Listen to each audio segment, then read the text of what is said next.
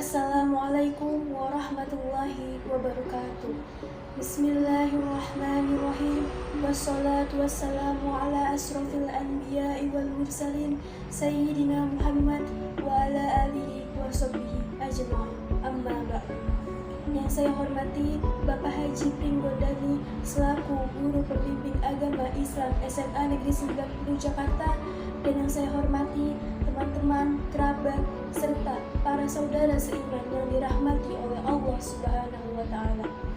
Pertama-tama, marilah kita panjatkan puji dan syukur atas kehadirat Allah yang Maha Esa, karena berkat nikmatnya kita masih diberi kesehatan lahir dan batin di tengah-tengah pandemi COVID-19. Tidak lupa salawat serta salam yang senantiasa tercurah limpahkan kepada baginda Nabi Muhammad SAW. Berkat perjuangannya, suri tauladan kita dalam berakhlakul karimah, dan beliau adalah khotimul anbiya, penyempurna ajaran Islam sebagai rahmatan lil alamin. Pada kesempatan kali ini, saya akan berceramah tentang perjalanan dakwah Rasulullah di kota Madinah. Nabi Muhammad adalah manusia paling mulia yang diangkat menjadi Rasul Allah ketika ia berusia 40 tahun. Hal ini bertepatan dengan turunnya wahyu pertama Rasulullah melalui malaikat Jibril di Gua Hira.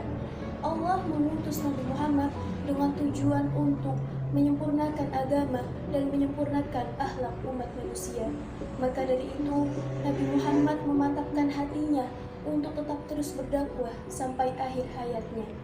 Dalam perjalanan dakwah Nabi Muhammad tentu jauh dari kata mulus. Banyak rintangan dan cobaan yang harus ia lalui, hinaan dan celaan kerap ia dapatkan dari kaum kafir Quraisy.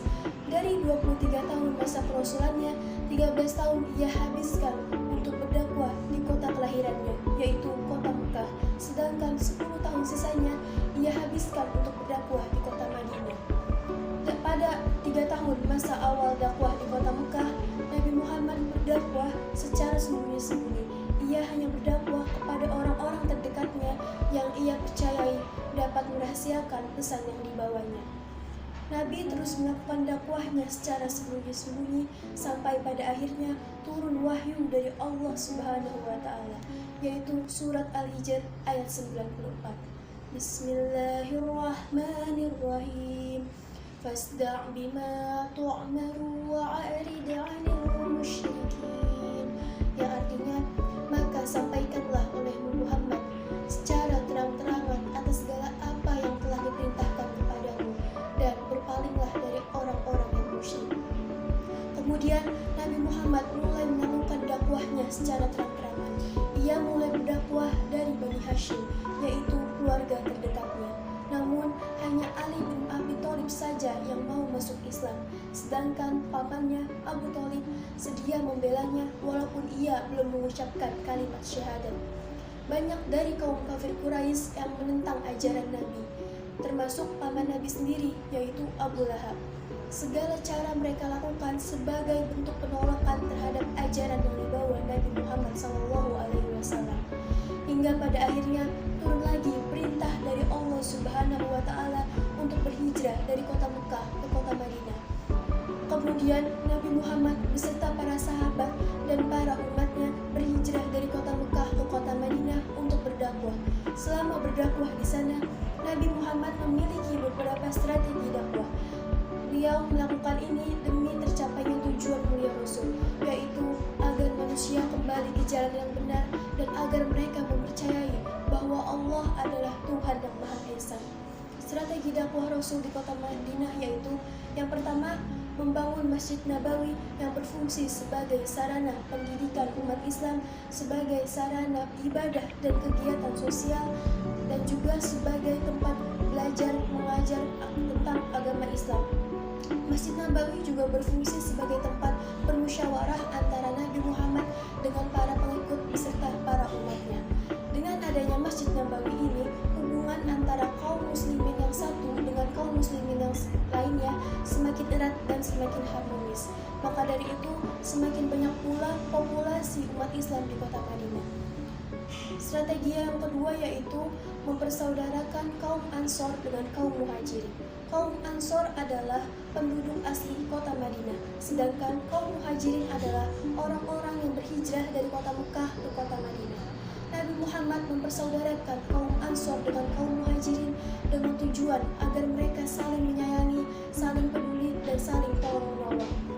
Bahkan saking sayangnya Nabi kepada umatnya, ketika ada satu umatnya yang belum menikah, maka akan dicarikan pendamping hidup. Masya Allah.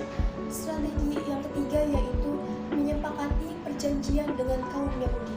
Pada masa awal kedatangan Nabi Muhammad di kota Madinah, masih ada beberapa penduduk Madinah yang berstatus sebagai kaum Yahudi. Maka dari itu, Nabi memutuskan untuk menyepakati perjanjian dengan kaum Yahudi. Perjanjian tersebut berisi bahwa kaum Yahudi hidup secara damai bersama kaum Muslimin. Lalu, kaum Yahudi diberi kebebasan dalam beragama dan menjalankan agamanya masing-masing, serta kaum Yahudi dan kaum Muslimin saling tolong-menolong dan saling menasihati dalam hal kebaikan. Dari poin ketiga ini sudah sangat jelas bahwa Rasulullah begitu menjunjung tinggi rasa persaudaraan, toleransi, dan cinta perdamaian. Beliau tidak pernah memandang manusia dari fisiknya, harta, ataupun tahtanya, karena beliau percaya bahwa semua manusia memiliki derajat yang sama di mata Allah Subhanahu wa Ta'ala.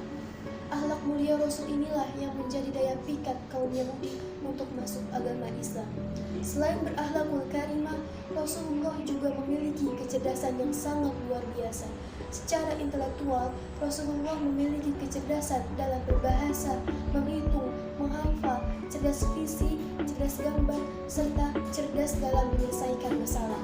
Salah satu buktinya dapat kita lihat ketika Rasulullah menyampaikan firman Allah Subhanahu wa Ta'ala dalam hadis qudsi dan menghasilkan bahasa yang padat serta indah sehingga sangat efektif untuk dimengerti para sahabat dan para umatnya.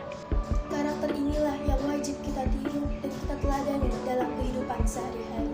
Rasulullah tidak hanya menjaga hubungan ibadahnya kepada Allah Subhanahu wa Ta'ala, tetapi ia juga menjaga hubungan baik dengan sesama manusia sebagaimana makhluk sosial pada umumnya. Demikianlah ceramah yang dapat saya sampaikan. Mohon dibukakan pintu maaf yang sebesar-besarnya apabila ada kesalahan dalam perkataan dan perbuatan yang tidak disengaja.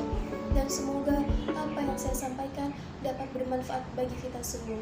Subhanakallahumma wa bihamdika asyhadu an la ilaha illa anta astaghfiruka wa atubu ilaik. Wassalamualaikum warahmatullahi wabarakatuh.